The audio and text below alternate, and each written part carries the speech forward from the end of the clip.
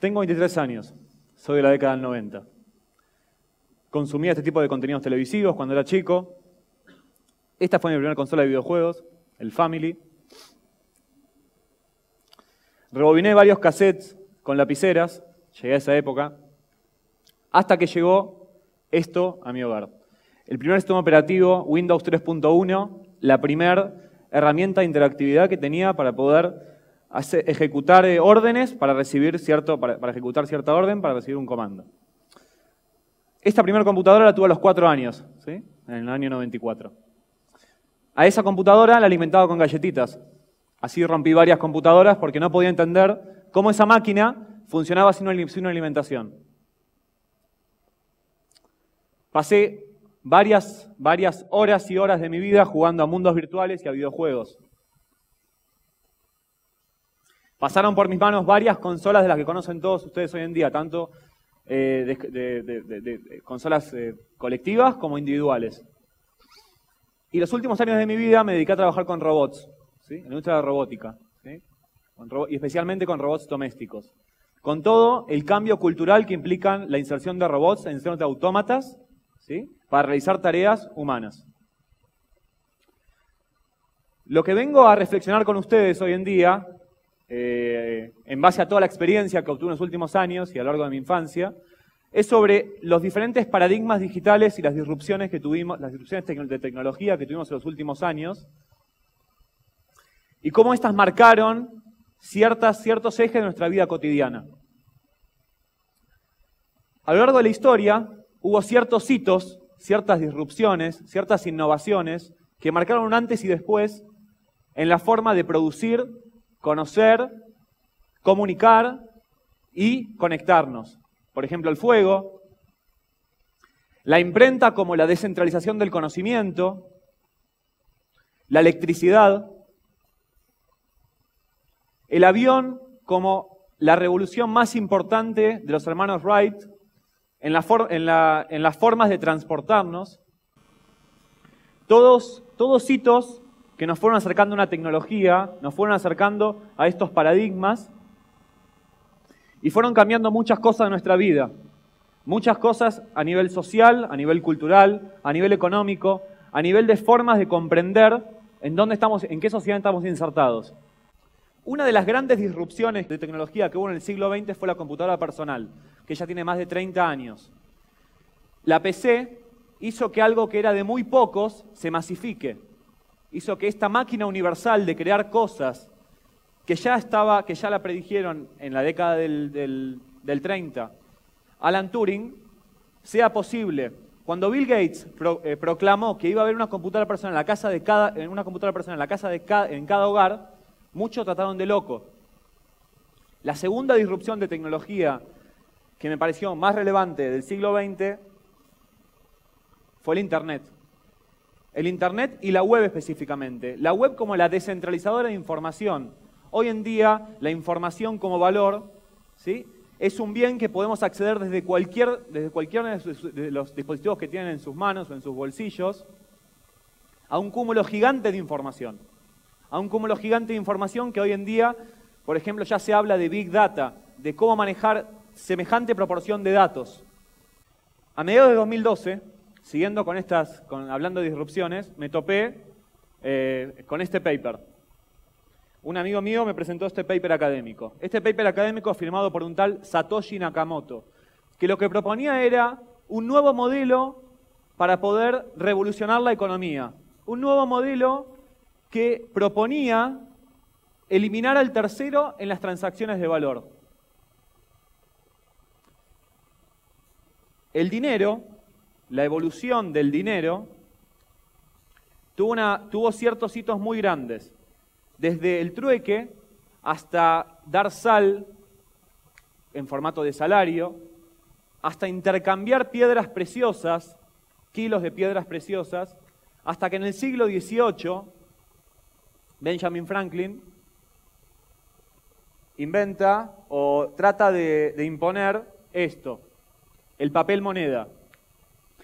En el siglo XVIII, Benjamin Franklin pretendía que una persona, que la sociedad acepte que este papelito, que a nivel físico, ¿sí?, es algo que no tiene una significancia así material, valía lo mismo que los 15 kilos de piedras preciosas que uno cargaba en la espalda para poder transferir valor.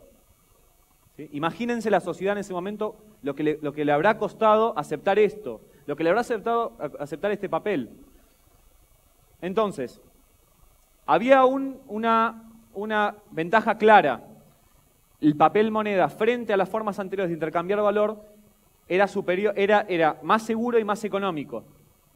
Entonces ahora venimos a hablar de las criptomonedas. ¿Cuántos de ustedes escucharon hablar del Bitcoin? Bueno, sí, casi un 40-50% del auditorio. El Bitcoin o las criptomonedas en general, respecto al papel moneda, son más seguras y más económicas. Es la evolución del dinero, de la forma de intercambiar valor. Ahora, ¿por qué son más seguras y más económicas? Son más económicas porque en principio no hay permisos, no hay comisiones ni en líneas generales impuestos. Y son más seguras porque están respaldadas por la red de computadoras más potente de todo el mundo.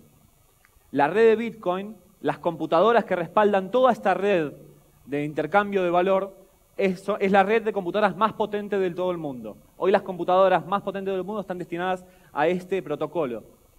Ahora, yo no vengo a hablar de ninguna utopía, ni vengo a proponer ningún modelo ideal, ¿sí?